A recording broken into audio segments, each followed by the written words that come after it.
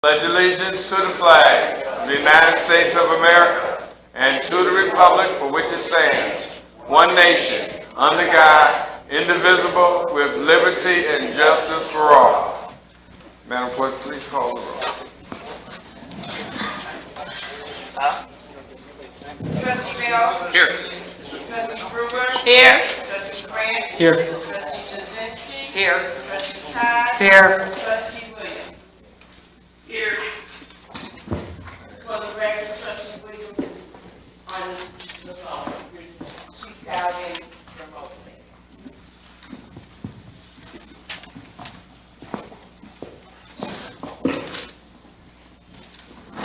Okay,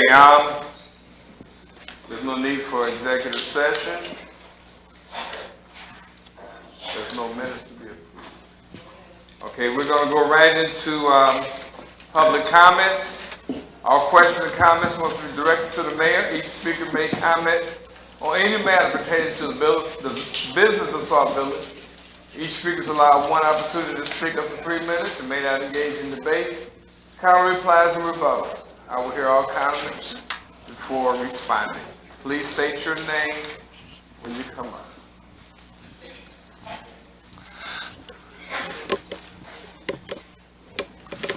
Bernadine Hopkins. I wanted to clarify a question that I asked last week. It was regarding the 221st Street project, so to speak. We had sidewalks at the corner. They're broken up and now it's dirt there. And what I wanted to know was, is that going to be left like that, or will that be completed and a curb put back there that was there already? That was that one. The other one, excuse me, I need you to clarify. I was looking at this paper for the special meeting, and I need you to clarify something for me, because it basically under public comments, it says you can address the public body. I had a couple of people to explain it to me, but I'd like your explanation. It says you can address the public body, but then the next line says that you have to, excuse me, all questions are addressed to the mayor. So I just need to understand what's going on right there. And that's all.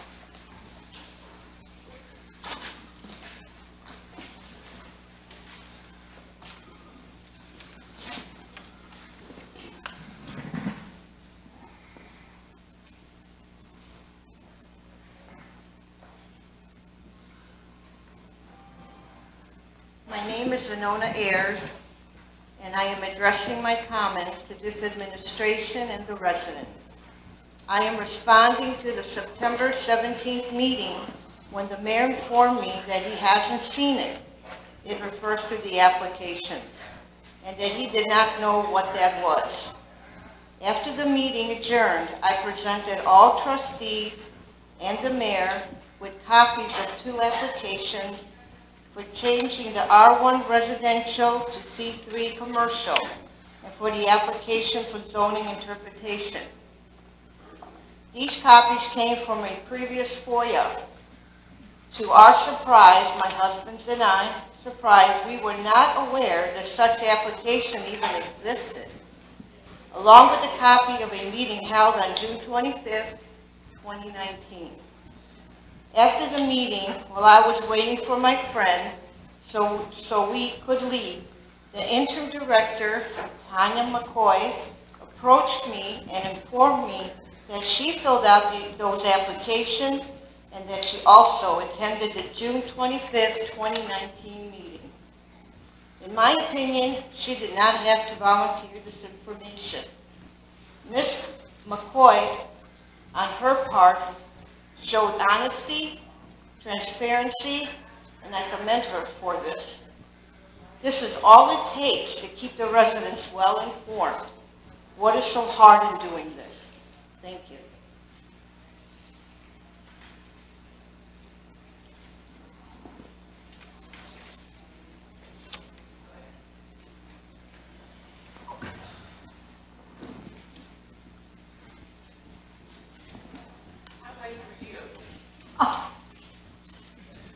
Pat Couch. We need a red flag so we know. All I can see is your eyes, Marva. I came up here Friday, rather late in the afternoon, to see a copy of the budget. And I was informed I couldn't have a copy of that budget. And I said, well, I only have a few minutes here, so I would like to make some copies of that budget. I was not allowed to make copies of that budget. And the two ladies stood there to watch me, make sure I didn't make a photo of that budget. So I'm just a little curious, if the residents are not going to be allowed to get a copy of that budget, how are we supposed to investigate that budget and go from there? I find that a little strange. Thank you.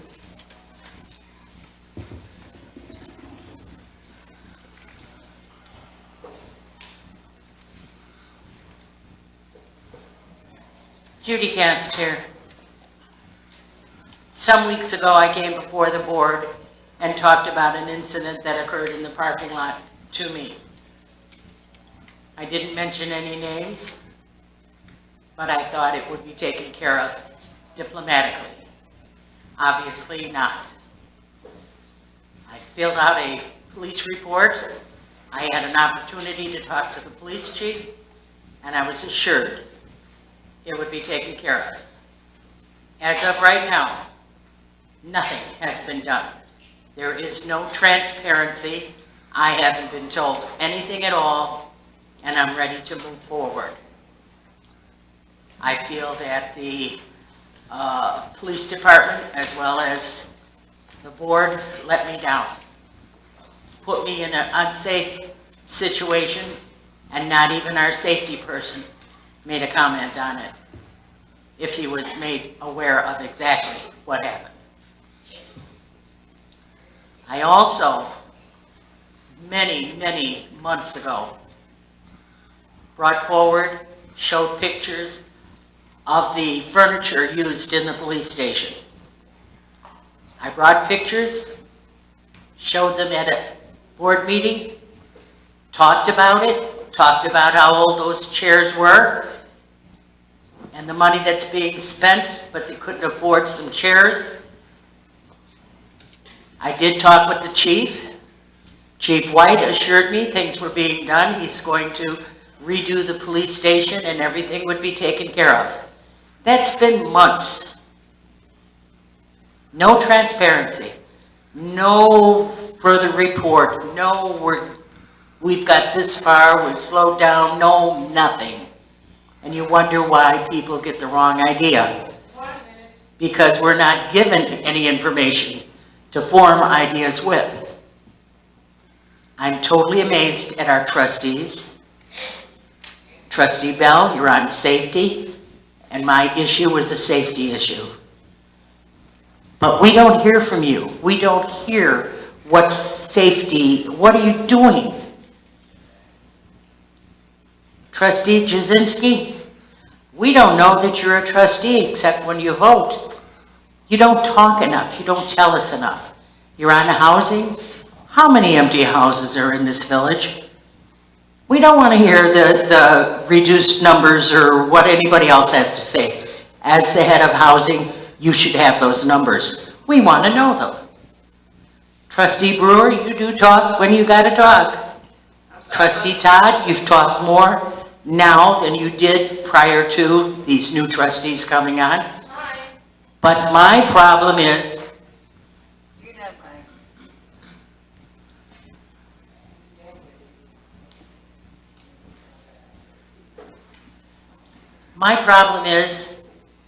that you all, every one of you, sees social media and sees what they're doing to Trustee Williams and how they're dragging her down or trying to. Even though you vote, not one of you backs her up. When she's sitting up there and the mayor's going after her 90 miles an hour, why isn't somebody stepping in and agreeing or disagreeing or at least saying something to back her up?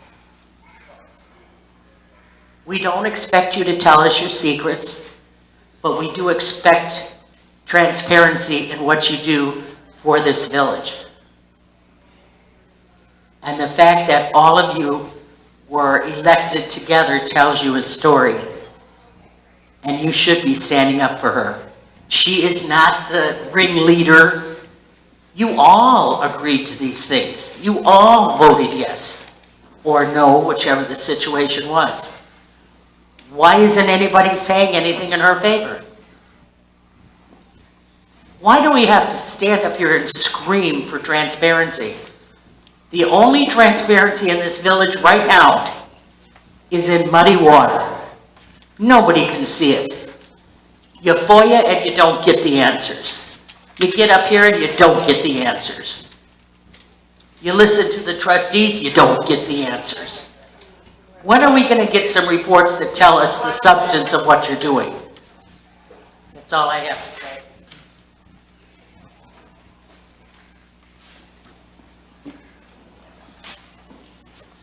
Elizabeth Norcutt, Norcutt.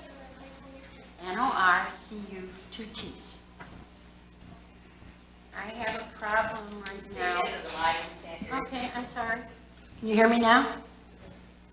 I have a problem with services in our village, and I don't mean public services.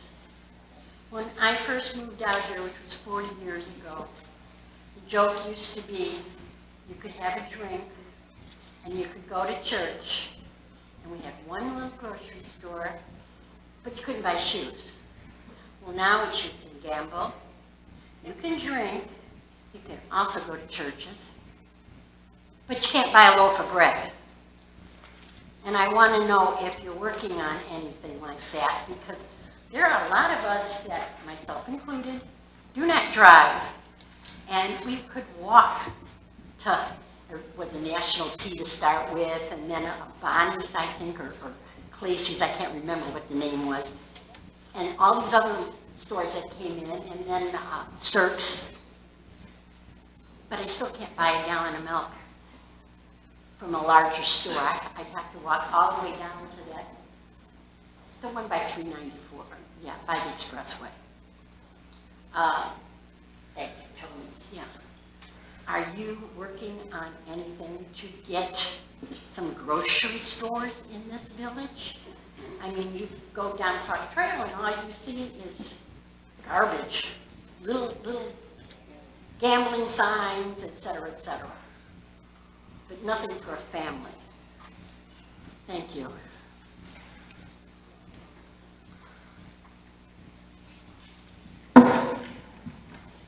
Daniel Ward. I have a personal issue. I've been a resident in this village for the last 2 years, and I pay close attention to this daycare center here on Sauk Trail and Torrance.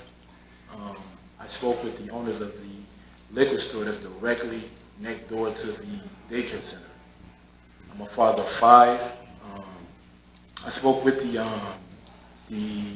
employees of the liquor store, and I asked them, do they see a problem with alcohol being sold during the hours the children are actually at school or even before they go to school? And what they tell me is it's not a personal issue, it's just business. I have a direct problem with that because if you go further down, maybe 3 blocks down, there's another alcohol store. It's directly in front of a daycare. The daycare is further in the back. But the problem, the issue that I have with the liquor store here is I actually paid attention to the parents when they pick their children up. And I see them pull in front of the liquor store, get alcohol, and they get back in their vehicles. This is one of the common reasons that I know a lot of subversive activities are going on in the neighborhoods. And a lot of fathers not speaking out, or mothers, they're not speaking out about liquor being sold directly next door to a daycare center. And I believe the residents of this community should step forward and speak on this situation. A lot of us don't. But I'm a working parent, I pay taxes, I take great care of my family, so when I see these things, it hurts my heart because this is why subversive activities are happening. It's like a chain of reaction.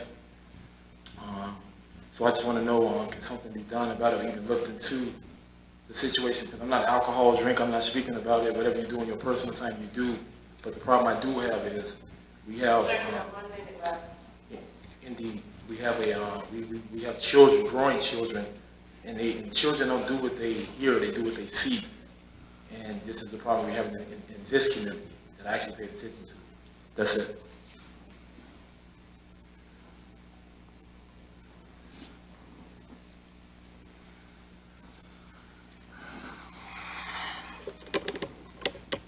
Okay.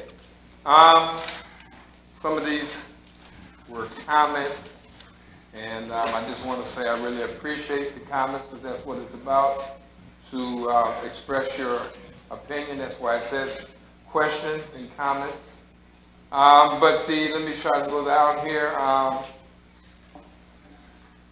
The project on 221st Street with the sidewalks. The 221st Street was a project by itself. The sidewalks are something entirely different. If it's your apron, which is the part that is owned by the village, if they tore that up, then that's to be replaced. It should be replaced if it was torn up with the construction of the 221st Street project. As far as getting sidewalks now, that's something that we're trying to put into this new budget, and for 50-50, but we also do sidewalks. It just takes a while because the money is scarce for that. But there are sidewalks that are added each and every year that we try to get out, whatever the money will allow us to do. Special meeting. I'm looking at the agenda, and it says all questions and comments must be directed to the mayor. It says the public is permitted to address the public body, which is what people just did just now. They're addressing, well, really you're addressing the mayor and the board. Public comments should not be an interaction between the person on the mic and the public per se. So I just want to make that clear. As far as the zoning, anyone can apply to have their, or have some part of land rezoned from whatever to whatever. In this case, it's from R3 to C1 commercial. But in order for it to actually happen, there's two things that have to happen. First of all, it has to be a zoning meeting. At that zoning meeting, the public is allowed to come out and express their concerns when that meeting is scheduled. And it will be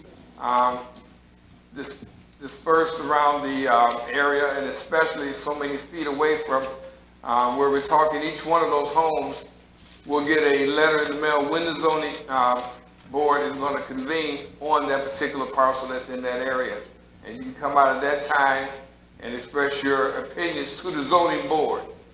Now, the zoning board is a board that acts as a medium for the board, the village board. It is just they recommend. They don't vote. The board actually votes yea or nay whether to change this particular zoning. So if the zoning is to be changed, it has to come before the board. But there's a step before that when they have a zoning board meeting. And if that meeting is, when that meeting is held on that, the people that are around there will get communication about when it's going to happen. And then you can come out at that time and express your opinion. The meeting, the application, there's applications always for that, and there's a price for the application. That was what the money was for the amount for the application fee. As far as the budget, that's a draft budget, the one that was up front. And there's so many different, I don't even know where we're at right now, which copy. I think the one up front was September 5th. Has it changed since then? I was told it has. So to take a picture and disseminate that, that's why we're not letting that out, because you disseminate that may be the wrong budget. But you put it out there because you got it from up here and said, this is what it is. You can come look at it, but rest assured, I'm sure it's going to change from what that is to where it will be at that time. At the time that the budget hearing is done or convened, At that time, you will have another draft, I'm sure, to change, and you'll get that draft in your hand. Like the last budget meeting, you got everyone that was here at the budget meeting, they wanted a copy of that budget, it was given to them. So do take the budget that you have up front on the front counter. That may be something that may not even be talked about at the time that we have the budget meeting. That's why you can look at it, but we're not asking to take pictures or disseminate it, because if you take pictures, I'm sure it'll get out there some kind of way, and that would not be the proper budget. About the parking lot. If there was a police report filed, I'd like to see it, and then we'll find out about that, because there was a lot of back and forth, so I really don't know. I wasn't there, but if there's a police report, that's a definitive way of going, and we have to look at that, and I'll talk to the chief about that after the meeting. As far as furniture in the police station, I appreciate that you care about that, and we all care about getting the police station up and better furniture. But right now we have internal phase that has to be taken care of, and we're not going to put new furniture in there, and we're still doing demolition. So until we get through with all that, and then when everything is taken care of, I'm sure there's going to be some new furniture brought in at the time we get through with the repairs.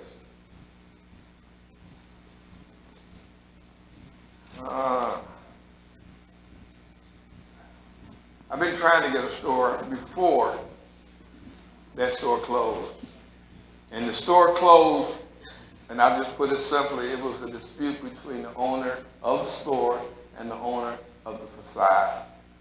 So I didn't get in the middle of that. I tried to talk to them, and I guess that's a business decision that they have to make. And that's something that I or the board would not get involved in. I mean, it's between owner and renter, or owner and leasing. And but right now, we have some things that are ongoing. We're looking to have it build instead of into a plaza. So that's something that is going to take a little bit to make it happen, just like the gas and wash did. So, but it's in. I can tell you now, the plans are there. They're looking at it. And hopefully they'll be interested in bringing it out here, because there is a need, not just here, all in this area there's a need for a store. But I don't just want to jump and just get anything right now. I want to get something that's going to be sustainable. But it is being talked about, and right now I'm not going to go any further in it, but to just let everyone know it is in the works and it has been looked at.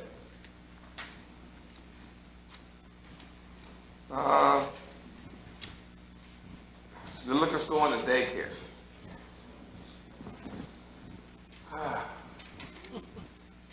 That liquor store was there before the daycare, that much I can tell you. At the time that daycare was brought in, I was a trustee, but I wasn't well versed on, could it happen or could it not happen? Could you open up a liquor store in proximity? I was told, but the liquor store was there first and the daycare wanted to open after. So you can't make a business close just because you want to open yours. So that's something that I'm not sure how can we do that, but I will tell you this, and the chief is listening, we can, kind of take a look at it to make sure that there's nothing going on, and that we don't put anybody's children in harm's way with the liquor store, but it has been monitored quite often. So, but it was, the liquor store was there first on both instances, and the daycare came after. But now, I'm sorry, I take that back. The one on, right off in the, where the liquor store Buddies is located, that one was the liquor store was there first.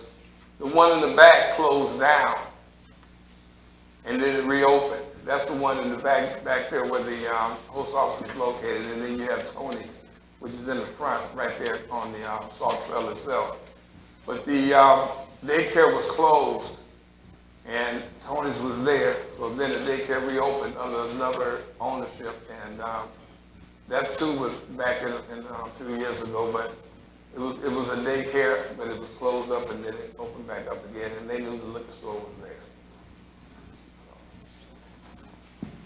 And the last comment, we try to be as transparent as possible, but if a person feels that we're not, I'm sorry that you feel that way, but to blame the board because, you know, they're not helping or whatever, everyone up here, and I mean every person up here has their own mindset. If they feel that something is not right, I'm sure they're going to speak their mind, not just because someone else told them to do that. So it's unfair to say that you're not helping or not helping the trustee, or this trustee is hanging out there by themselves, or whatever the case may be. I mean, I know how it is to have no help. However, that being said, you can't blame a person for what they feel they think is right. And that goes both ways. So to make a statement to say that the trustees are not helping this particular trustee, that statement is incorrect. And these trustees have a mind of their own. They vote their conscience. They were put in by people that felt one way, and if they feel that they want to back a person, that's fine. If they feel they don't, that's fine too. But they shouldn't be berated just because they didn't go by what another person may think. So, just wanted to make that comment. The next item is mayor's report. Okay, there's a couple of things I'm sure the trustees have, one of them, if not both of them, in front of them.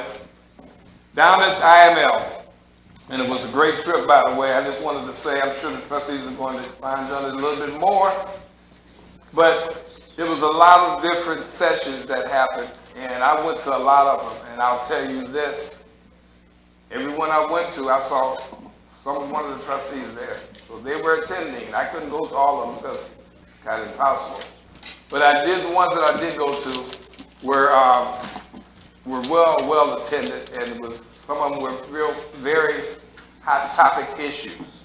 Again, like I said, the trustees represented the village well. They got information, which is good, which is why they go down there to get information, to network, to find out what's happening.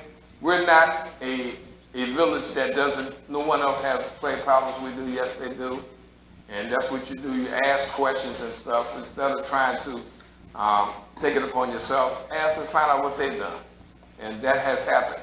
But I just wanted to bring a couple of things to the board and to the residents.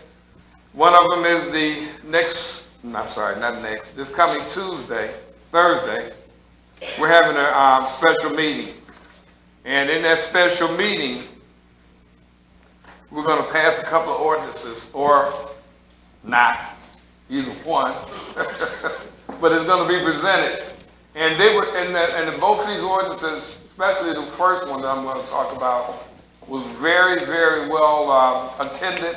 There's a lot of questions, but I want everyone to understand this does not mean, and I'll say it again, this does not mean that we are going to get cannabis in Sauk Village. So when and if that happens, it'll be voted on by this board. So, but that being said, if that does happen next year, if we don't file to get tax money from that, if it happens, then if it does happen, we get no tax money. So that's the reason why we have to file an ordinance by the end of this month to get the tax money that would be available if the cannabis shop were to open in Sauk Village.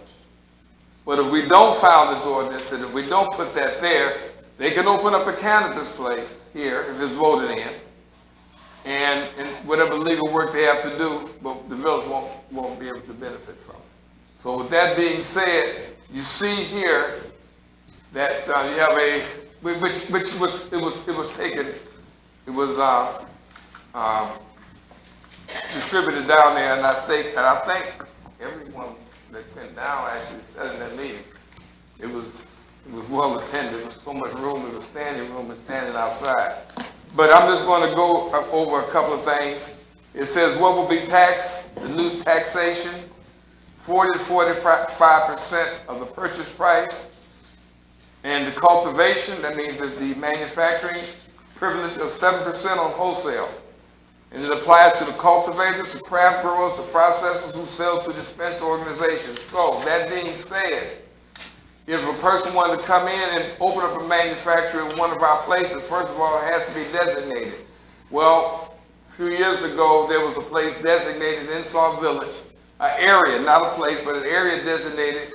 I think it was 4 or 5 years ago when they first brought this, that we had to have a place designated in case it happened. So that we had to sign off on that. That was something we had no choice to do. Dispensary is a little bit different. Dispensary is a storefront, and there's a lot. And I'm sure the trustees can tell you, there's a long laundry list of stuff that you have to comply with to open up a dispensary. So you have to, it's not as easy as you think it is. It's not like opening up a liquor store, I'll put it that way. So there's a lot of things that has to be, to go through in order to have it. So, but if they're able to do that and that happens, a dispensary, 10% on raw cannabis with THC at or below 35%, 20% on all cannabis infused products, and 25% on all cannabis with THC above 3%. 35%. That's what's going to be taxed. From that tax, we'll get 3%. But state's going to get the multiple. I mean, you know how that goes. Multiple cannabis retailers occupation tax, up to 3% of the retail purchase price. That's what we'll get. The county cannabis retailers occupational tax, that's the county, 3% in incorporated areas and 3.7% in unincorporated areas. And then also the existing state, county, and local taxes will also apply. And IDOR will collect all state and local taxes, which means that they're going to collect them, they will distribute it once they get the money. You won't just get it off the top. It'll be just like regular sales tax. Now they collect it and they send us a check. So this is something that I want the trustees to kind of look at. Like I said, you guys were there. I'm sure you took notes. But we will be trying to take care of this. Thursday, there will be a meeting here at 6 o'clock. Thursday, to hopefully vote on this. And if there's any questions between now and then, please let us know, because I don't have all the answers, and I'm sure that the session, I attended 2 sessions. One was for the lawyers, which I'm not a lawyer, but it was spelled out, and then the other one was for everyone else. But I'm sure if you can get the questions ahead of time, we can get the lawyers to try to, intercede and give us answers for whatever it is. But again, I say, this does not preclude, or this does not mean that we're going to open up a cannabis by passing this ordinance. This just merely says that we will get a occupational tax from it, which will be 3%. Any questions? Okay. The next thing is we have to have an ordinance on the books also by the end of the month for local fuel tax. As we all know, the fuel tax went up 19 cents extra. Well, again, they're only going to get 3% of that. So, even though it went up 19% in the state, so it's not 38 cents now for motor fuel tax, we have to have this in place so we can start getting our money January 1. So this is another ordinance that needs to be passed. I thought it was, but it wasn't, so we got to take care of that. And that's all it is, saying that that we're applying for that and have it on the books. And correct me if I'm wrong, Mr. McGrath, this does not mean we're taxing the extra 3% on gasoline. I'm sorry. Oh, 3 cents, okay.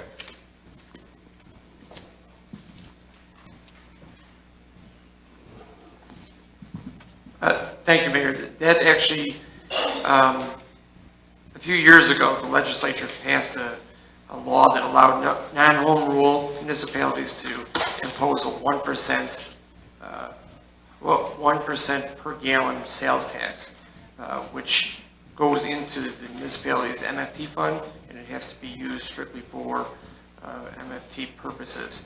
And Jim can allude to that, but it goes to fix your streets and your curbs and gutters, and in some circumstances, I think the sidewalks, at least the corner sidewalks or handicapped sidewalks, can be used for that. Based upon a whole rash of all the legislation that's been passed by our new governor, including the marijuana and all kinds of other new laws, they increased it up to 3%, 3 cents per gallon. It's not 3%. Okay. So it's 3 cents per gallon. This is, if approved, it would be in addition to the recent increases of sales taxes that have been imposed already on the gasoline tax that the state increased back starting July 1st.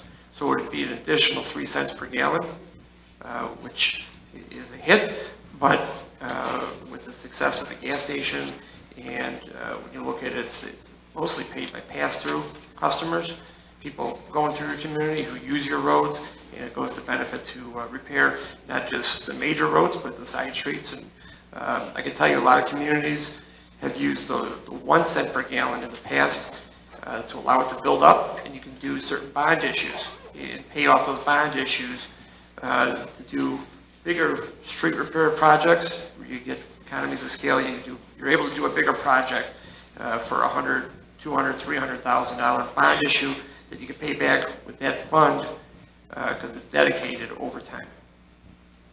So it's, no one wants to see an increase in taxes, no one wants to see more fees or costs, but this village, and I'm sure everyone saw at the IML, a lot of municipalities are really struggling for increasing revenues. You're just not allowed to, you're not a business, you can't raise your prices on your product, you're limited. So you have to do what you can do, and the state is allowing municipalities to raise this revenue. And I can tell you a lot of communities are passing it because they need the money. All right, now, I understand, okay, these will be the two items that'll be on the agenda for 6:30, I'm sorry, 6 o'clock. If you have any questions, this pertains to the board, please feel free to get them in before then. You got today, well, really, you have Wednesday and Thursday to ask those questions, and so it is a 3 cent tax increase, and it will be earmarked for as if it was MFT money, correct? Okay. All right, so those are the two items that I had for part of the report.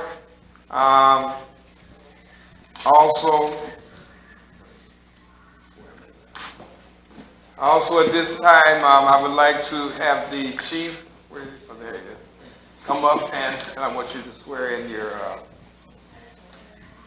I'm sorry, okay, the clerk, please, but I'm sure the chief wants to stand by here. Come up, gentlemen, I don't want to keep you here all night, and get sworn in. A little bit about.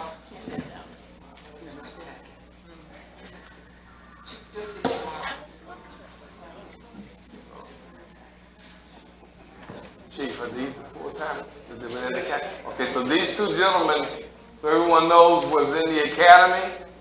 I don't know when the exact time of date will be when they hit the streets, but I'm pretty sure they're getting sworn in now. And these are, you have to press and get the red and green. Yeah. Did you want to say something first? Yeah, I was going to say, we're very proud of these young men. You have to understand this isn't a type of career that you go into lightly. It involves not just yourself, but your family and your loved ones around you, the dedication. Quite frankly, they don't realize, or they're beginning to realize, that for the next 20, 25 years, it'll be hit or miss whether or not you'll have holidays off, whether or not you'll be able to go to your daughter's recital, whether or not you'll be able to to celebrate your birthday the way that you normally do. It's hit or miss whether or not you're off holidays or you're working holidays. Sometimes it benefits us to work holidays. So this is not something where they just filled out an application and, you know, they knew somebody, so they got in. These gentlemen tested. They passed the backgrounds. They scored high on the test, or high enough on the test to get on the eligibility list. They passed additional psychological, polygraph, and medical testing. These are truly the top applicants that we have that are extremely sharp and are doing extremely well in the Chicago Police Academy. The end of their 21 weeks of training is coming to a conclusion. They have exemplary scores in their testing, and we are extremely proud of these young men to represent the Sauk Village Police Department.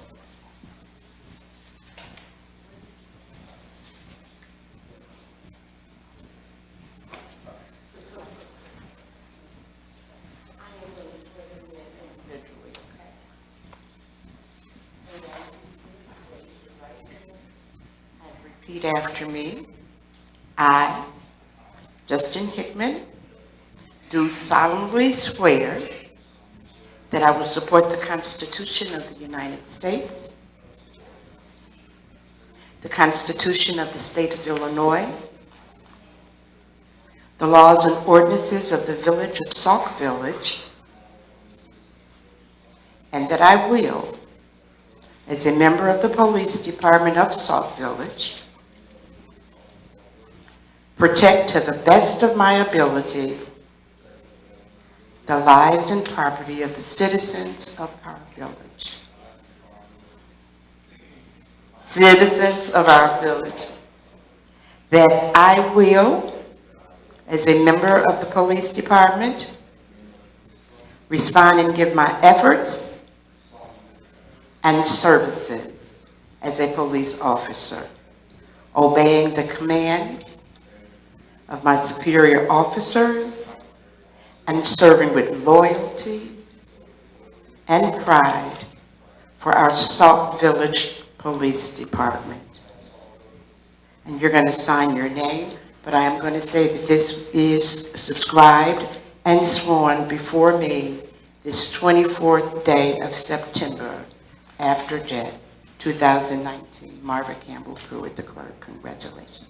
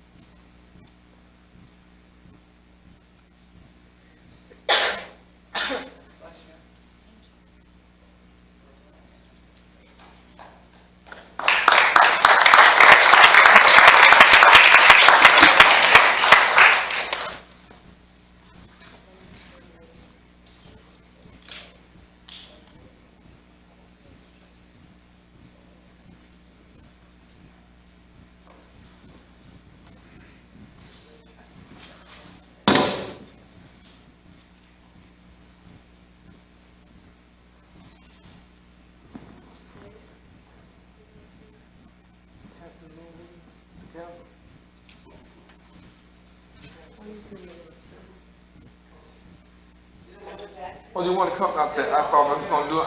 I mean, they got to come up twice. That's what I was saying. I don't work hard, I work smart.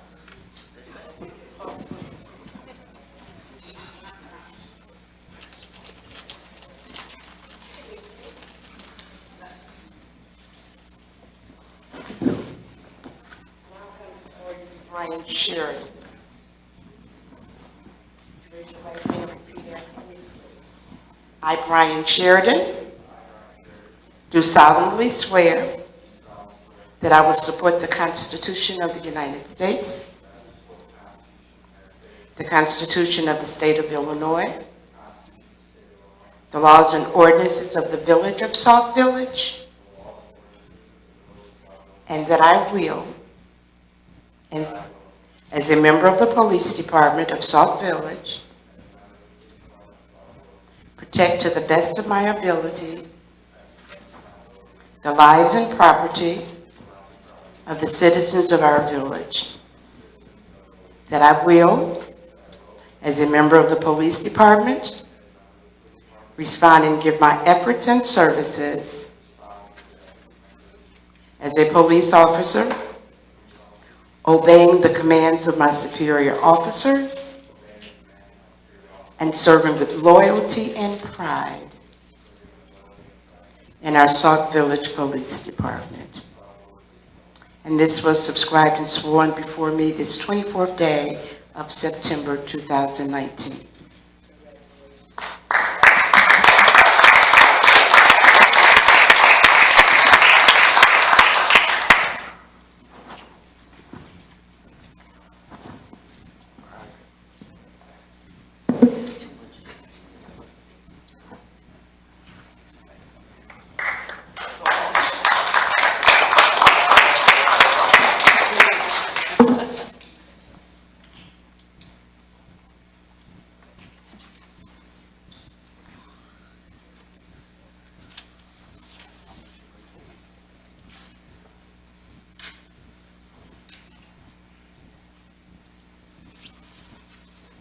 Yes, sir.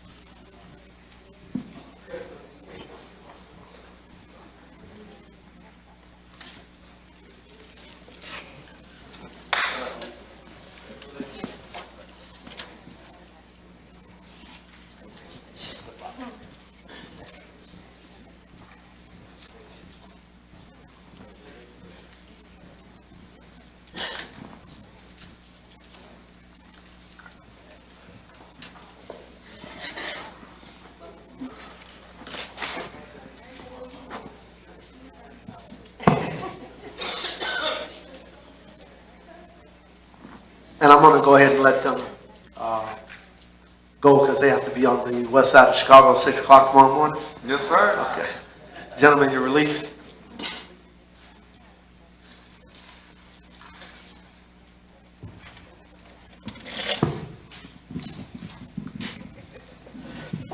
I'm sure you're going to be asked, Chief, when do they hit the street? I'm sure you're going to be asked when do they hit Sauk Village Street.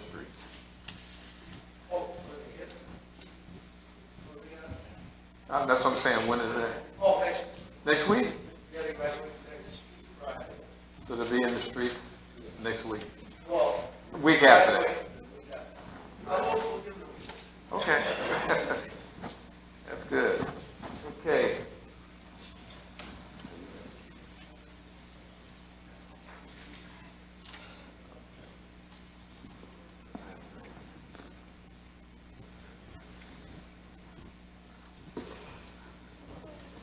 Okay, the next report is the report from Village Clerk.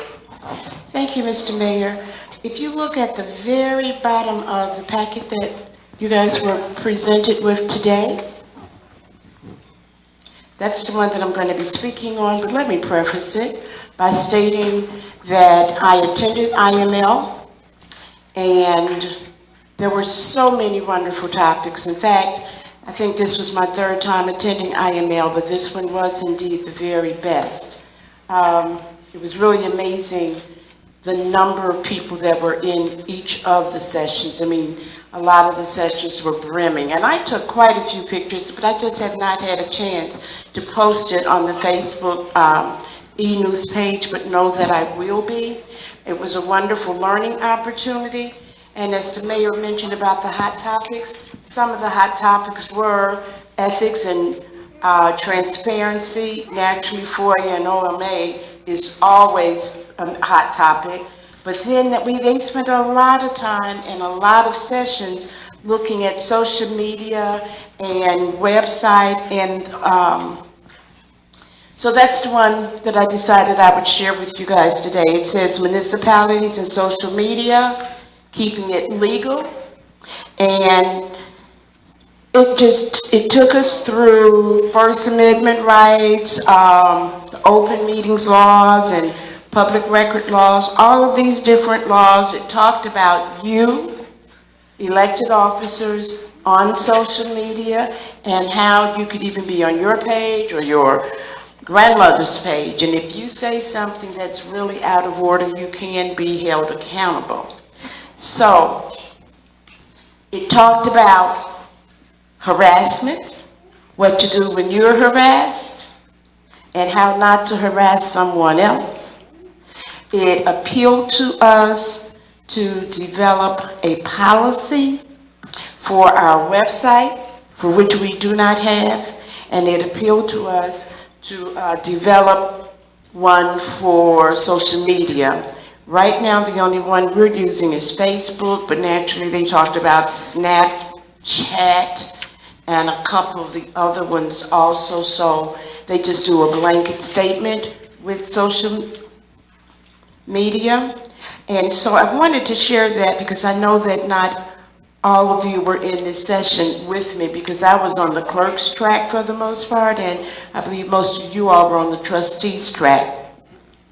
But I still need a couple of you, and it would be nice to have a couple of people from the public as well, to work together and let us establish the required policy and procedures for the use of social media and our websites.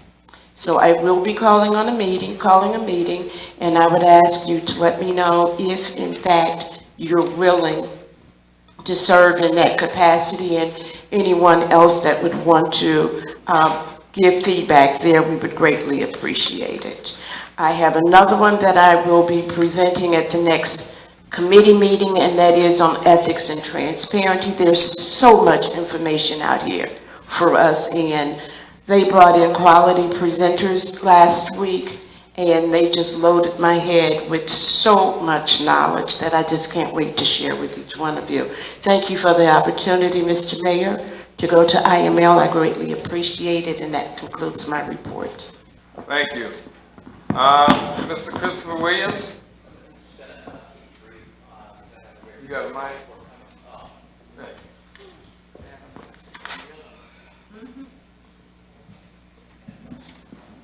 I was just saying, I'm gonna keep it brief because I got a written report forthcoming. Thank you for your support to go to IML. There's some great information, and a lot of stuff will be documented forthcoming. That's it for now. Okay. Village Attorney, Attorney Mike McGrath. Thank you, Mayor. Just one item, since you already covered the two ordinances that are going to be up for possible passage at the special meeting. I received a copy of a letter from Collins and Raja, who is the law firm that represents the village's fire and police pension boards, stating they're asking about the village's failure to pay the proper amounts, the actuarial figures, or the request by the pension funds for years 2016, 2017, 2018, and 2019. And they've indicated that there's a date of the end of the year, December 31st, to avoid the pension funds from filing interception paperwork with the state of Illinois. This is done before in other communities. It doesn't need to be a lawsuit. They can just file paperwork, and the state will then divert money that is supposed to go to the village into the village's general fund for general purposes for the village, and instead will divert those funds right to the pension funds. So given that you guys still have not passed the budget, and given that there's some issues with the budget, and you're looking for revenues, I draw this to your attention. I think you're going to have to look at this immediately and find out how much is owed to each fund how much you're underfunded and to meet with the pension fund through their attorneys very quickly to see if something could be worked out. So you're not caught in the position that 10, 20, 30, 40% of the funds that you're counting on to operate as a village are going to be diverted to your pension funds rather than being able to be used to plow your streets and put salt on your streets this winter. Mr. Butler. I do have a couple of things. In 2017 and 2018, we did contribute, I think, 50,000. Last year, we gave 50 and 25,000. But what I'm looking at, and correct me if I'm wrong, they want to levy the village for that amount, for a certain amount. I think it's 687,000 if I'm not. I just have the letter that they sent. I sent a couple messages to Kerry Collins, who's the main partner at Collins and Raja. Dealt with him with other pension managers and other municipalities. He hasn't gotten back to me yet. I don't know what the dollar amount is. I know that the village paid some money, or amounts the last few years. As you know, the village and the pension boards reached an agreement to use the same actuary to try to save money, not to have two different actuaries come up with the figures, or to use the Illinois Department of Insurance figure. But I believe that the village hasn't paid what the actuary is saying, and so that's what leads to the underfunding. No, we didn't. You're right. I forgot how much it was, but I do remember in 17 we gave them 50,000. They said they hadn't gotten any money from the village in years, so I kind of staved that off.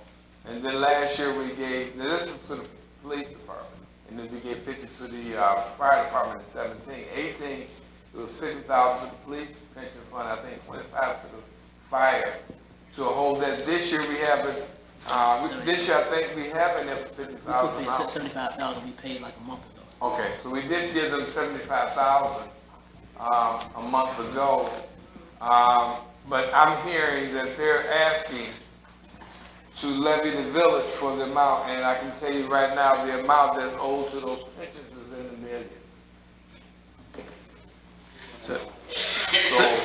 So that's, I think, the importance of setting up a meeting, because if there's millions owed, Yes. and they're able to show that to the state is going to swallow up significant funds Well, to the they village. make us levy, so that's. They can't make you, they don't have to make you levy, they can go right to the state and intercept the money that you are counting on, and instead, it takes a sharp right turn and goes right into their fund. All right, well then, I'll defer to, our treasurer when his report comes, unless he has something right now he wants to say, but, I'm sure they've been working on this for quite a while. And, if you want to speak now, you want to wait till your report? Okay. Thank you, Mayor, Board, Madam Clerk. Piggyback what the attorney was just speaking on, I gave you guys a packet briefly this evening in respect to the tax levy. The attorney is correct. They potentially can do an intercept. However, I'm working with Scott, who's the president of the police union. We did just give them $50,000 and have another $25,000 scheduled in this potential current budget that we're trying to pass. One of the things that they are asking for is $700,000 for the police pension to be tax levied, which basically means that's going to raise the residents' taxes. As you know, when I first got here as the treasurer back in October, we kind of had that discussion with respect to raising the tax levy at that time, but there were some things concerning that I was concerned with how the pension was being calculated and whatnot as far as the retired employees was concerned. But I think at this point, if I continue to talk with Scott and the fire president, they pretty much just want an assurance that the village will commit to a payment and honor that payment, because what happened in the past, for whatever reason, property taxes was diverted and not giving to the pension fund. That have somewhat been corrected now, because the property taxes that are levied go directly into the bank account that is controlled only by the police and fire pension. Those funds do not come to the village anymore like it has in the past. So that's alleviate one of their concerns. So the other thing that we gotta address with them is how much is the village willing to pay them or give them in the upcoming years to try to alleviate this deficit.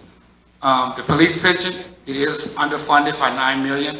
The fire pension is underfunded by 1.1 million. Now, there's a slight caveat to that. The state is requiring all pension fund by 2040 to be 93 to 95% funded. My personal opinion, that's an aggressive goal. So that 9 million, in reality, is probably closer to 6 million that the village needs. But nonetheless, the village will have to make a decision going forward with respect to budgets and if they're going to increase the tax levy, which i.e., as you alluded to with the motor fuel tax, it's going to be a tax to the residents. So once I present this new budget, those figures and my suggestion will be included in that as far as how we can divert having the state take all our money. Because just like we got these 2 new policemen, if the state takes our money, we won't be paying their salary and no one else's salary because the money will go to the pension fund. So that's the only comment I have with respect to the police and fire pension. Thank you.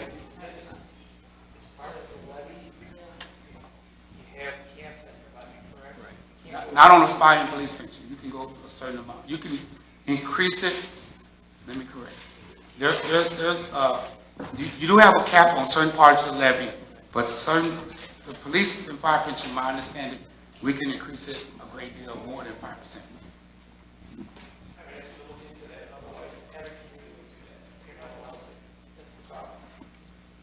Okay, I double check that.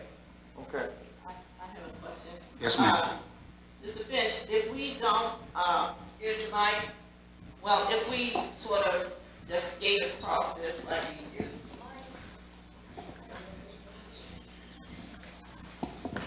sort of slip through this, the question I want to ask is that the county's going to take all our money.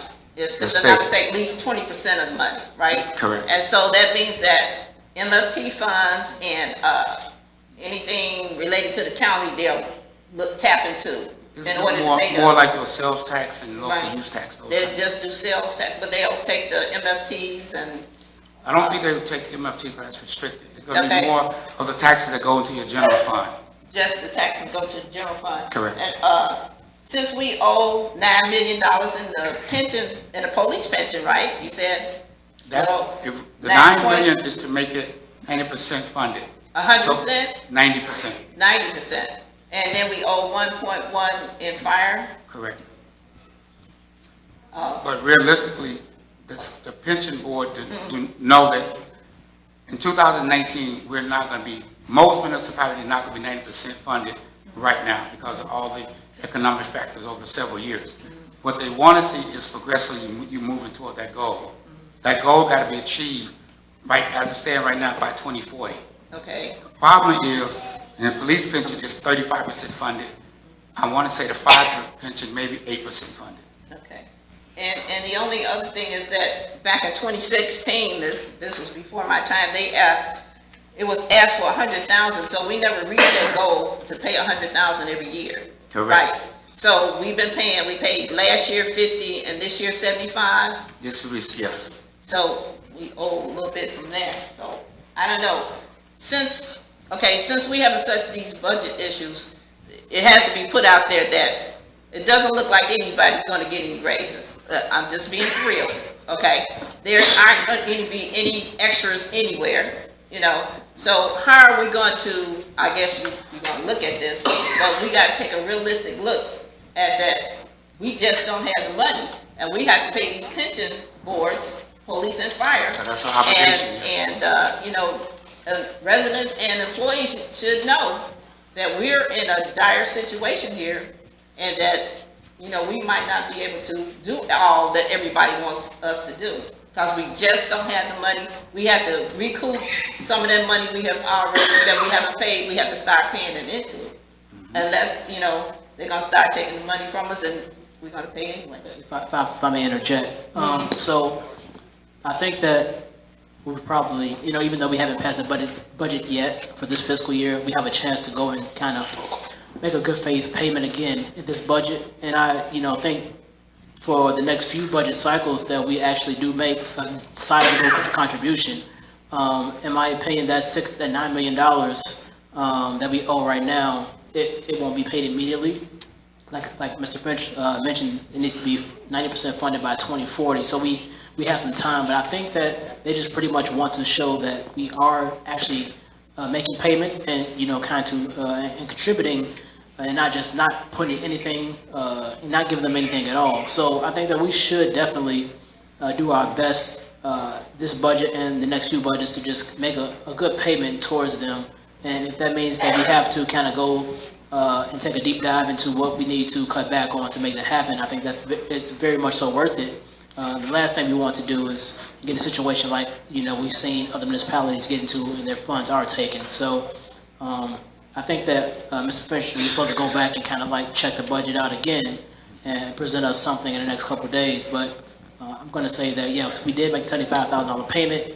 And I was kind of curious, did that letter come before we made the payment or after? Because I'm not sure. I wonder if they would have still sent a letter if they didn't, if they knew we had the payment. So I'm just curious about that, but I don't think we'll know. But I think we definitely should, as a board, kind of, cut back and see what can we cut back on to make this payment. And I agree with you. We need to really look at this budget, and we're going to have to make cuts that we're not going to like. Because all of a sudden this comes up, we find out we're 9 million, that we owe 9 million. This just didn't happen this year. This has been going on for years and we know it. So I agree. Mr. Finch, when you present us with this budget, I know it's going to be really hard. We're going to have to make hard decisions. So, and you're talking we made $75,000 payment this year? Yeah, like a month ago. Yeah. We did 50 to the police and 25 to the fire department. Probably about, maybe like Trustee just said, about a month ago. Wasn't that talked about when we were going to do our budget? We talked about doing that, so how can we pay them when we haven't even passed a budget? Well, I'm going to speak That's to why I that. asked, because I know we talked about it. I'm going to speak to that one. That one, if you recall, I think you were at a council session, I asked, can we pay that? Because as I sit on the pension board, I knew this was what they was threatening, to go after all of our money. And when I talked to them back in, I won't say June, maybe July, it was trying to show them that we was going to pay the money. To kind of answer your question, Trustee Grant, I think the board, pension board, didn't believe Sauk Village Board was going to pay them. So they went ahead with their decision to say, okay, if you don't pay us, this is what we're going to do. Because of past history, we say one thing and do another thing. So that's why I say I've talked to Scott, and Scott and I are going to sit down and be like, what realistically, because you can say $500,000-$600,000 all day, but that's not realistic. So even to the point where I mentioned to him, the union contract is going to have to be revisited, because what they're asking for is going to hurt us trying to pay the pension fund. So either we give them what they want in the union contract, or we give them what they want in the pension portion, but we ain't going to be able to do both. Right. And then one last thing. So I don't want to deflect, but this is not just a Sauk Village problem. This is happening all over the state, and even down in Springfield right now, they're trying to figure out ways that they can do something about this issue. So they have multiple things that IML is trying to put together to kind of help alleviate this issue for not just Sauk Village, but for multiple municipalities across the state. I'd like to make one more issue, another comment, that even though this is a problem all over, this particular problem with the Police and Fire Pension Board has been an ongoing problem, and we knew about this we had documents back in 2016. The reason I'm saying this is that things are not being transparent here. We as trustees are supposed to be watching the money. We cannot watch money unless we have documentation. So my comment is to you and to the board and everybody else is that we need to be more transparent as to what we're getting. Maybe we could have sat there and a trustee might have saw this and said, oh wow, what's this going back? 2016, now we're getting into 2019 and we just finding out about it. I'm just saying, the issue that I'm saying is when things are not being transparent for trustees. It's our job to watch the money, and we can't watch it unless we have documentation. And Trustee Bro, to your point, I would say that this is our third year And we just did receive the audit in February for 2018, and it mentioned it, that, you know, it kind of gives a breakdown on one of the pages. And then also for the year 2017, we received our audit back in sometime in 2018, and it said the same thing. So, I mean, I just think that we just have to pay close attention to the audit. They give us that document for a reason, and we just have to kind of review it with a fine-tooth comb, because that is one of the key ways to kind of spot that. Because every day, you know, we don't, sometimes we don't realize that all the things are going on in the background, but that document there kind of helps us put things in perspective, because it definitely mentioned it, and I'm sure it was going to mention it again this year as we put together an audit. So it's going to be an ongoing issue for quite some time, but we just have to chip away at it. Yeah, in addition to the regular information that we generally get with the audit. I just want to say, for the record, in 2017, I did mention to the board that we were behind, and that they may try to snatch our money, and that was one of the reasons why I asked the board at the time to allocate $50,000 for the fire and $50,000 for the police pension. Because I knew, because that's right after they did that with Harvey, I knew it might come to us. That was in 2017. Here it is 2019. In 2018, it was in the budget also about taking money and paying the pension. And we were going to try to use some of the money from the gaming to be infused into the pension. That was talked about in 2016 and 2015 when we first started doing the game. So that's something that we need to look at and to see if we, you know, what the numbers are, to basically give them a promise that we will allocate X, Y, and Z to pay into that, and that'll be something that they'll be getting each and every month, whatever it is that we get out, that we get it. So that's something we can look at, rather than trying to just take money out the budget, which we're going to eventually have to do anyway, and take something out there to pay. But keep in mind, I'm not looking to bankrupt the town just to pay the pension, but we have to talk to them. They have to be realistic, that we have to still operate. But if we continue and show good faith and promise and have some type of ironclad, so after we're all gone, they can still get their money. I'm sure they can. I'm sure they'll be able to go along with that. Because the problem is, when you change administrations, a lot of different things change. And if you get a new administration, so whatever's them, this is, you know, now, and we don't have to honor that or whatever. They do have to honor it, so it has to be something put in place. And if they feel comfortable in doing it, I'm sure they don't, like I said, they don't want to bankrupt the town that they're doing business in. It doesn't make sense. So, that being said, we'll move on. Oh, I'm sorry, Mr. Finch, how much are we planning on putting in for this year? Madam Trustee, when you could you please direct it to the mayor first, and then, but if you just gonna blurt out, then that does, every other trustee. Excuse me. Every other Mr. trustee. Mayor, so, can you tell me, how much we're Every gonna other put in? trustee Brewer, every other trustee goes to the mayor first, and that's the way it should be. But just to blurt it out. All of a sudden, we got manners? No, that's the way it's always been. Okay, all of a sudden, you got manners? Manners.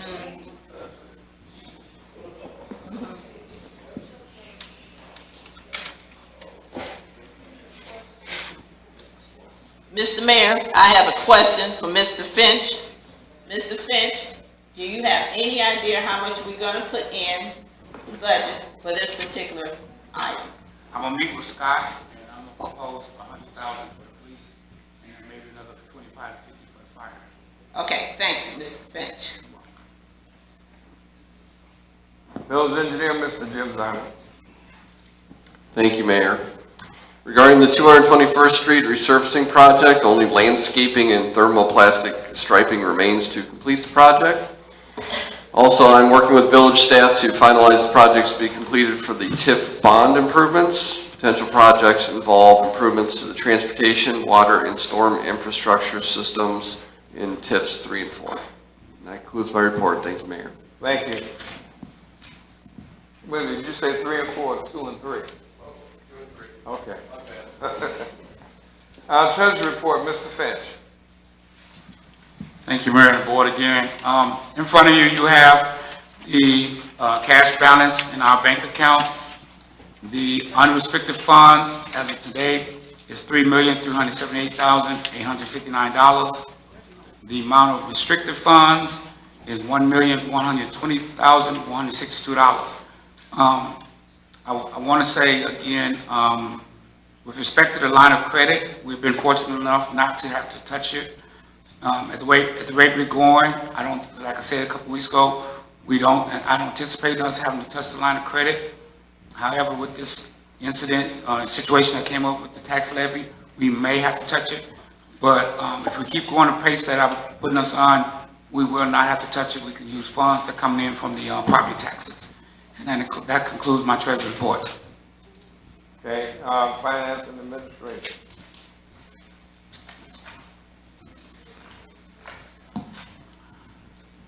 All right, thank you again. In front of you, you have the accounts payable and payroll disbursement report. Payroll for the week ended 9/13 was $131,615.33. This evening, we're asking you to approve the accounts payable for September 24th in the amount of $198,525.89 for a total report of $330,141.22. That concludes my report. Thank you. I have a comment. Trustee Brewer? Mr. Finch, I want to say that Shanice is doing the payroll administrator is doing a fabulous job. She gets those invoices out there, we look at them, and, you know, I just say it's really good that she's doing a great job. Well, thank you. I'll let her know. Okay, fire department, Captain Dennis Sandwich. Thank you, Mr. Mayor. The fire department responded to 28 calls for service for the period September 6th through September 20th. The most serious call was a motorcycle accident involving the vehicle and a motorcycle on 394. Unfortunately, the motorcycle driver did not survive. Our department was on scene for over 3.5 hours, assisting the Illinois State Police with scene reconstruction. I'd also like to report that firefighter Kylie Luther passed all her exams and she has received her basic firefighter certification. That concludes my report. Thank you, Mr. Mayor.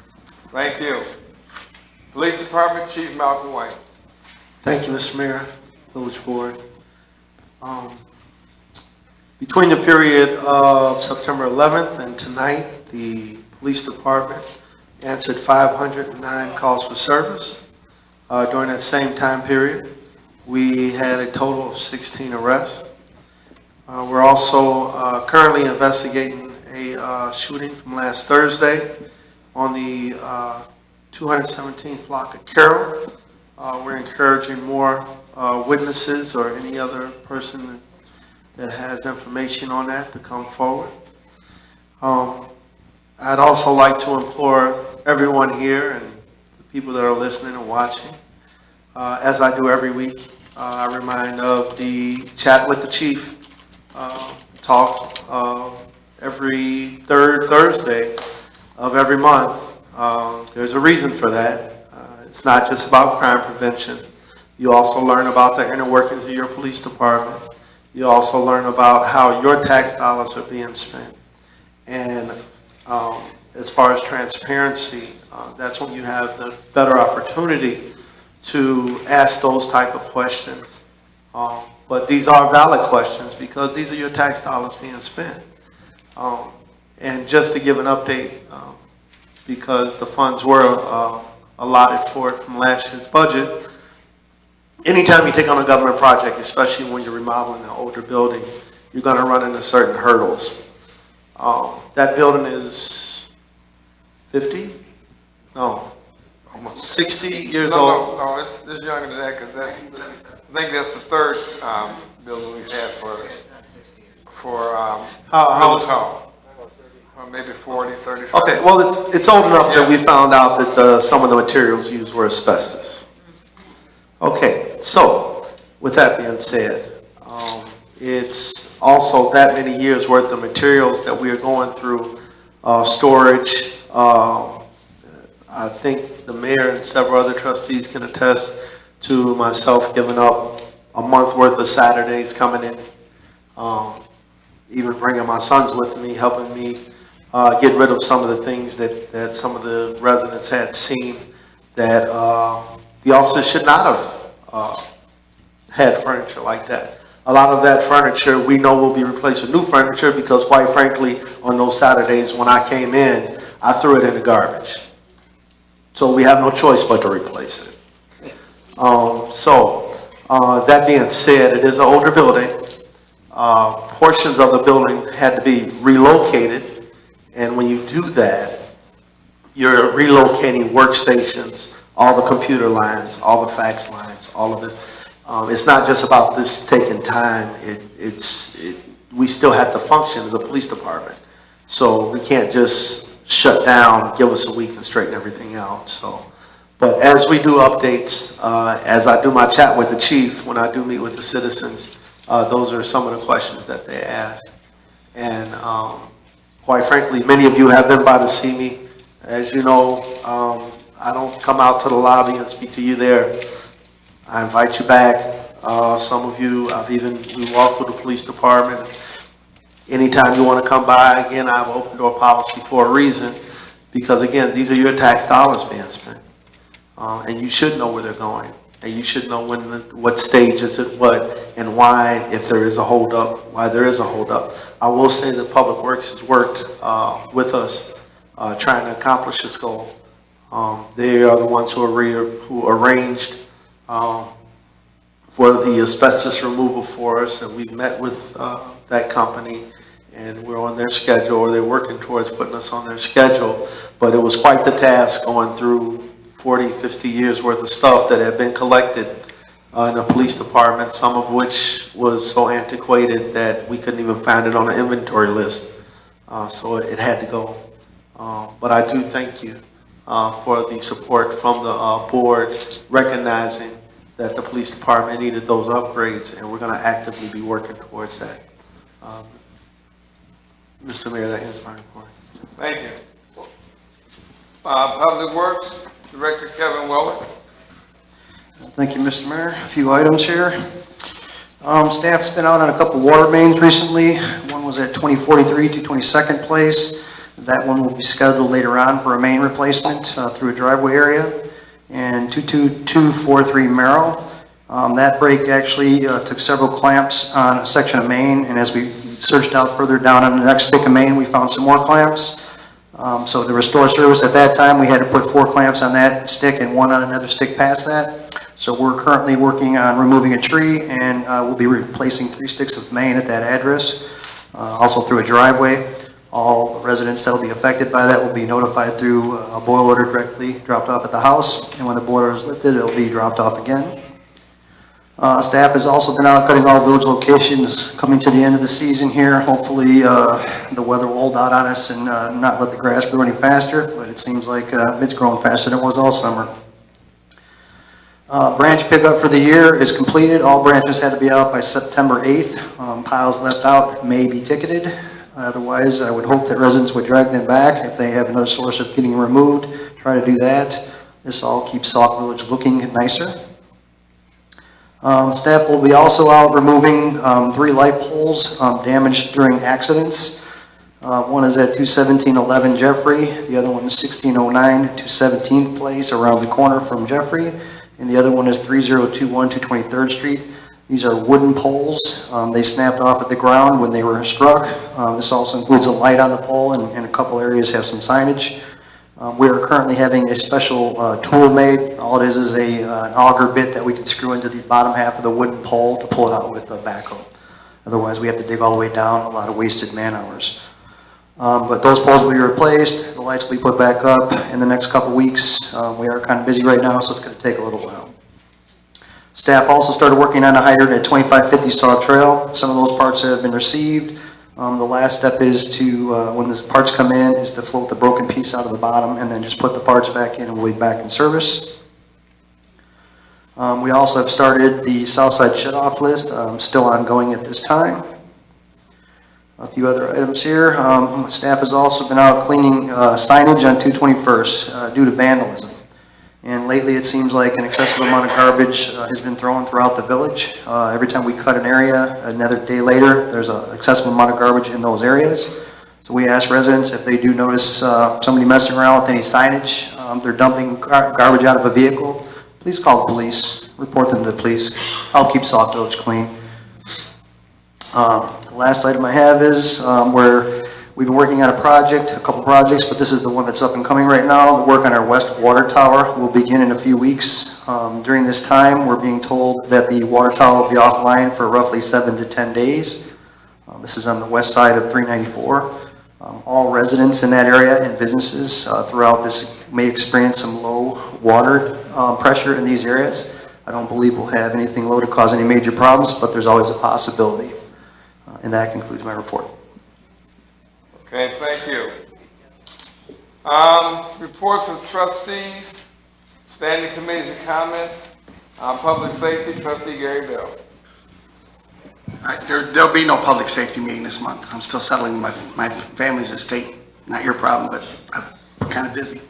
But the IML, I did the cannabis class, the budgeting class, and a council members roundtable, which had about 400 trustees from various towns all over the state with basically the same problems we have here.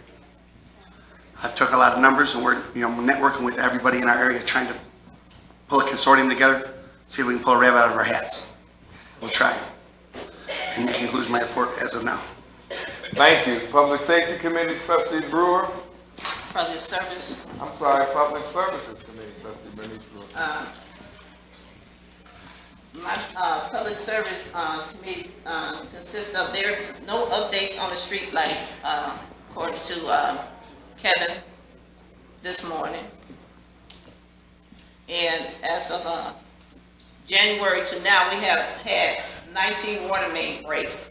Now, the reason I'm reporting this is because unless we get an influx of funds from somewhere, there's going to be an ongoing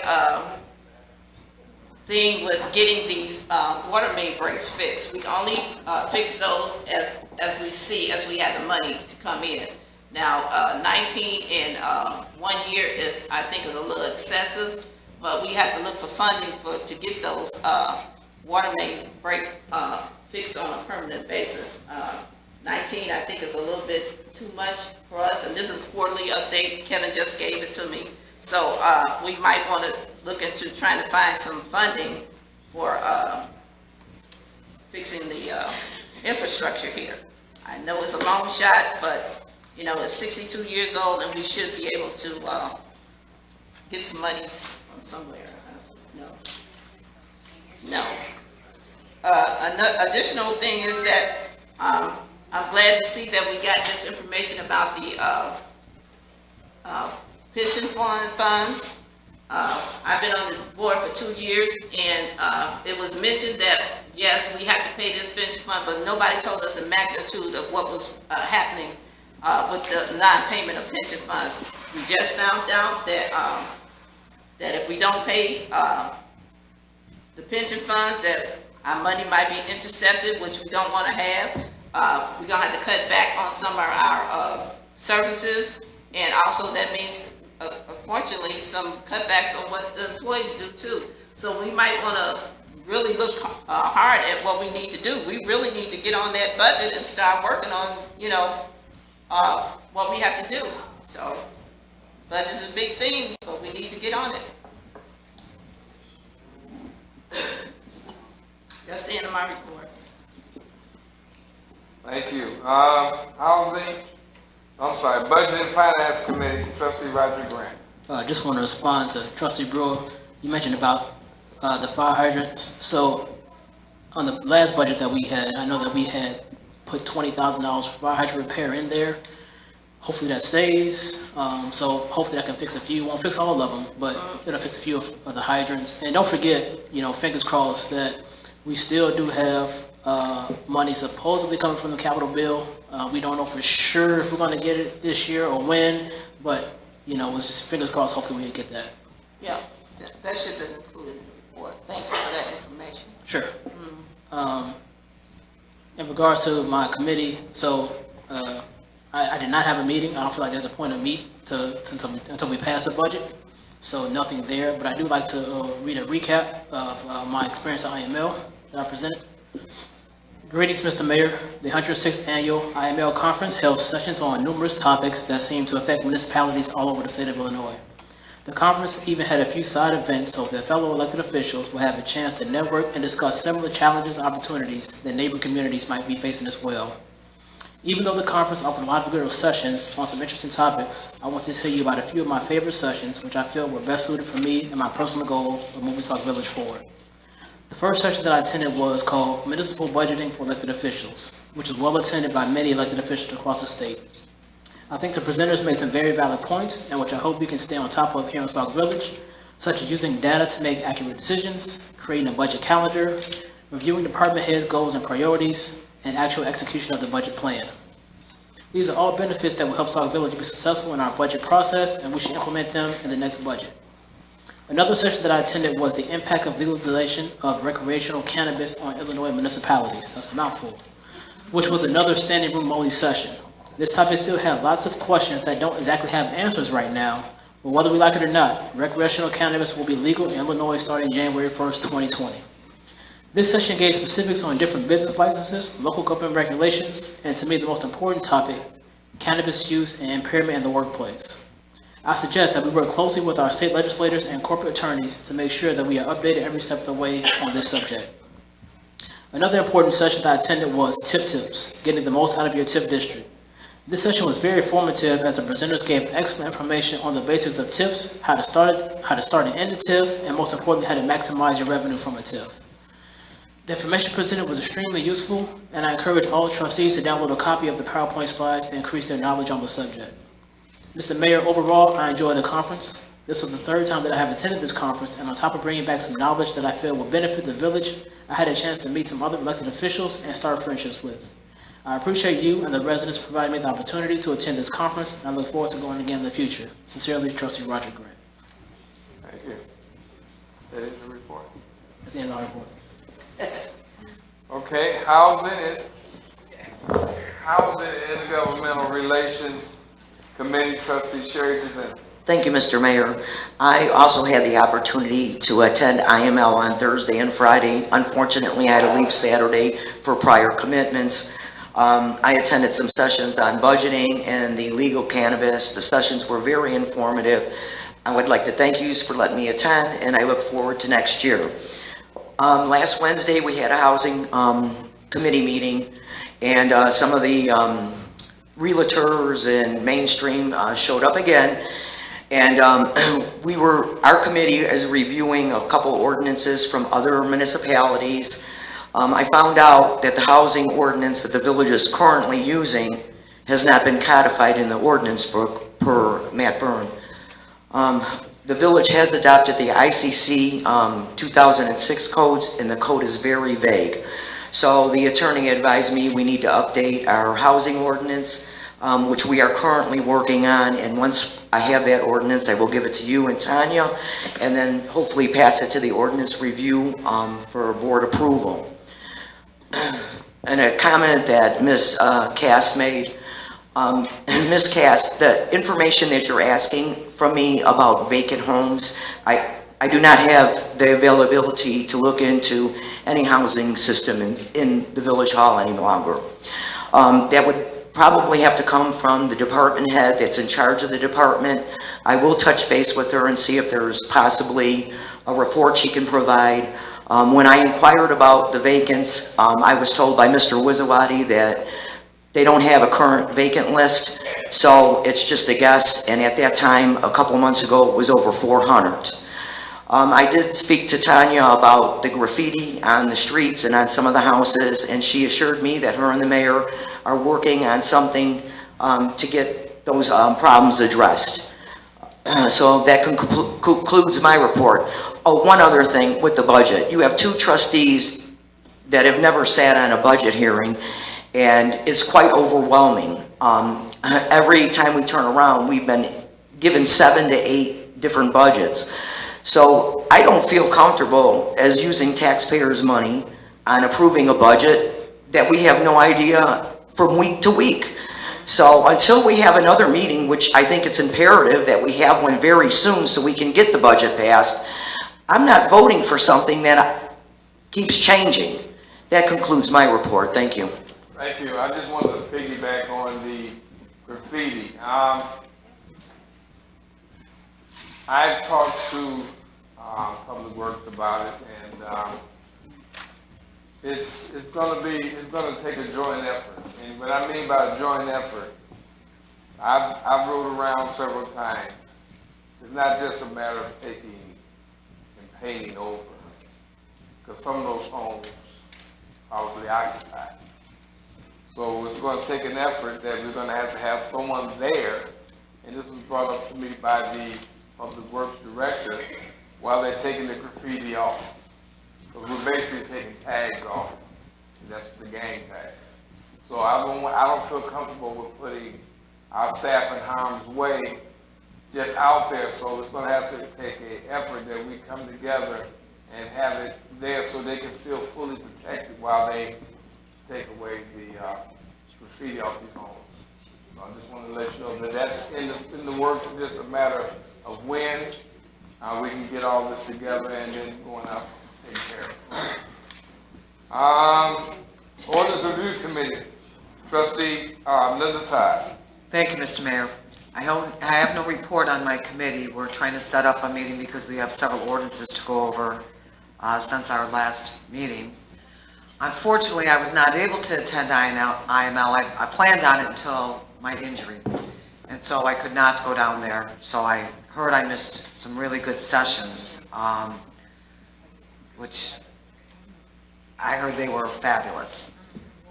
When it comes, now this is just my comment. We need to get this budget passed, and we need to do it soon. And I'm with Trustee Jazinski. This budget keeps passing, it keeps changing. It could be week to week, it could be day to day. Now with this thing that just came up with this pension, we have to really seriously look at that. So I'd like to know when we're going to have a budget meeting. We want this passed because we're going to have an audit due pretty soon. So if we need special meetings to meet on this, I want to get this budget passed. So is there any indication as to when we can have a meeting? Well, once we get one presented and it's not changed after it's presented, I'm sure we can call for a meeting at that time and have a hearing, not just a meeting, have a hearing, go over it, and then the following meeting, pass it or put it up for passage. Okay, because I mean, there's an urgency. I mean, yes, it is. You know, we've never gone this long without a budget, and it does keep changing. And now with this thing with this letter with the pension, this really is disturbing. And it's not like this pension just happened. It's been going on for many, many years. So whatever we need to do, so I'd like to see it done like as soon as possible. Thank you. Okay. Thank you. Public events, Trustee Williams, are you there? Yes, I am. Thank you, Mr. Mayor. The public events committee was scheduled for Monday, September 30th at 5 p.m. in the Wisconsin. We were working on some retreat, so everyone was invited to participate in the company and volunteer. Thank you to the residents for allowing the elected officials to attend the IML conference, which was filled with valuable sessions and networking. We all, as leaders, were talking about and working with each other was also very valuable.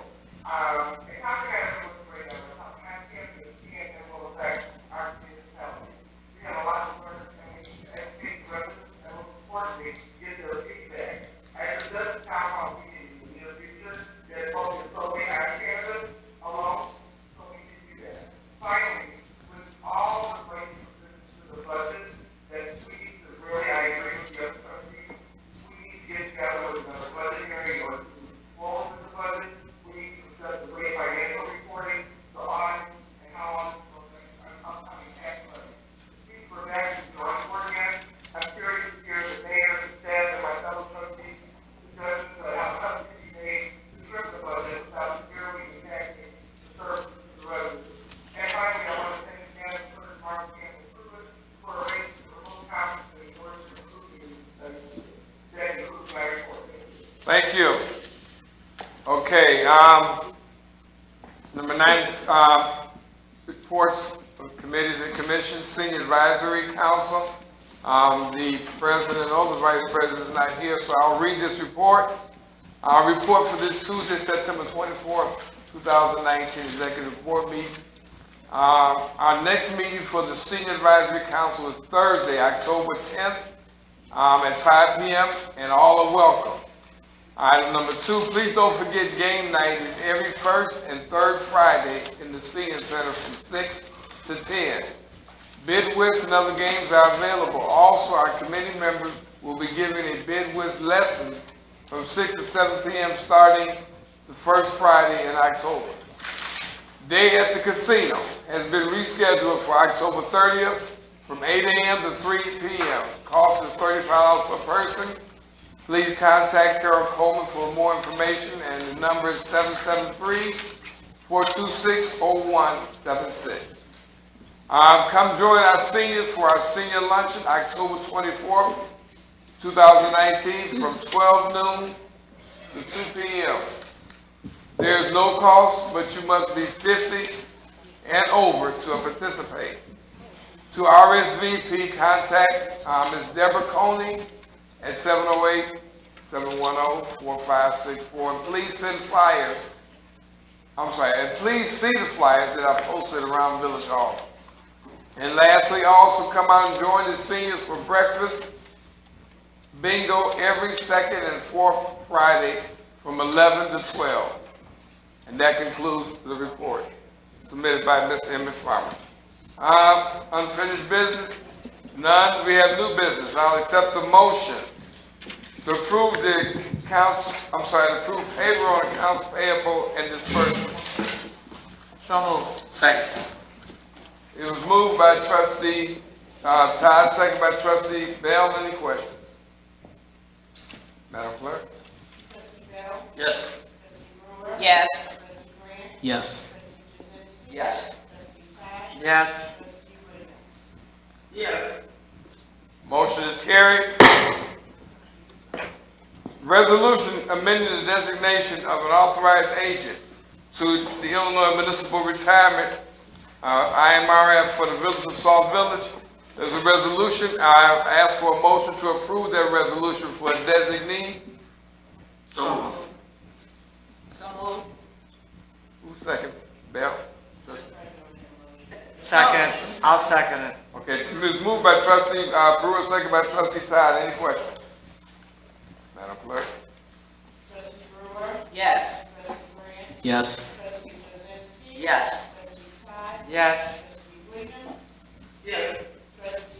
Yes. Motion is carried. A resolution amending the appointment to a local director to the South Suburban Land Bank and Development Authority. So moved. Second. It was moved by trustee Todd, second by trustee Bell. Am I correct? Okay. Any questions?